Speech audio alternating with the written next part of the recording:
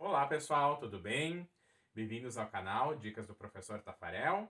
Para os que não me conhecem ainda, eu sou o Professor Tafarel e hoje nós teremos uma dica de português. Então, solta a vinheta!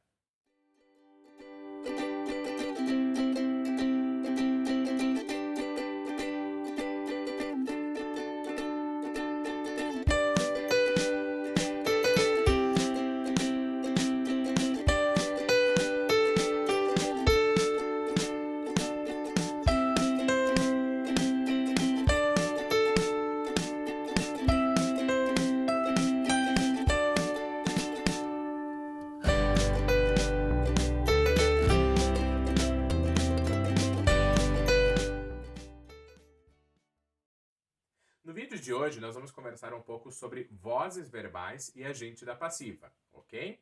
Então, as vozes verbais na língua portuguesa são três e elas sempre indicam a relação entre o sujeito e a ação expressa pelo verbo. Por exemplo, na voz ativa, que é uma das vozes verbais da língua portuguesa, nós sempre temos um sujeito que a gente chama de sujeito agente, tá? Ou seja, aquele sujeito que pratica a ação do verbo. Por exemplo, o homem cortou o pão. Nós temos o verbo cortou. O sujeito seria o homem, né? E este sujeito está praticando esta ação. Então, ele é um sujeito agente, certo? Na voz passiva, nós temos o que se chama de sujeito paciente, porque é aquele sujeito que recebe a ação expressa pelo verbo, né? Não é aquele que pratica a ação do verbo, que recebe essa ação. Por exemplo, o pão foi cortado pelo homem. Nós temos o verbo aqui foi cortado, né? A locução verbal foi cortado, né? Que está na voz passiva. E nós temos o sujeito o pão. E o pão recebeu esta ação do verbo. Por isso que a gente chama esse sujeito de sujeito paciente, ok? E a terceira voz verbal é a voz reflexiva, que é aquela em que o sujeito ele é os dois. Ele é sujeito agente e paciente ao mesmo tempo. Ou seja, ele pratica a ação do verbo e recebe a ação desse verbo.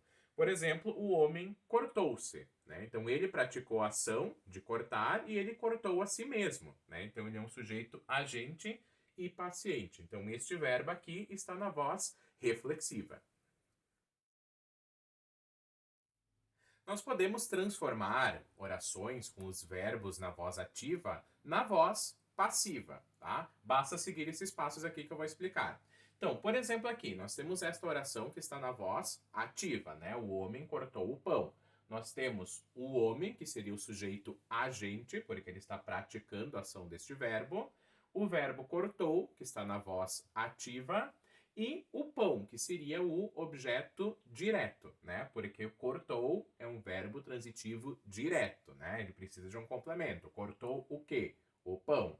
Então, o pão, nesta oração aqui, seria o objeto direto, tá? Se nós formos transformar essa oração na voz passiva, nós sempre começamos com o objeto direto. Então, nós trazemos ele para cá, né? Então, o pão fica o sujeito paciente, porque ele vai receber a ação desse verbo, tá? O verbo na voz ativa, cortou, ele fica na voz passiva, foi cortado. Então, nós sempre utilizamos o verbo ser, né?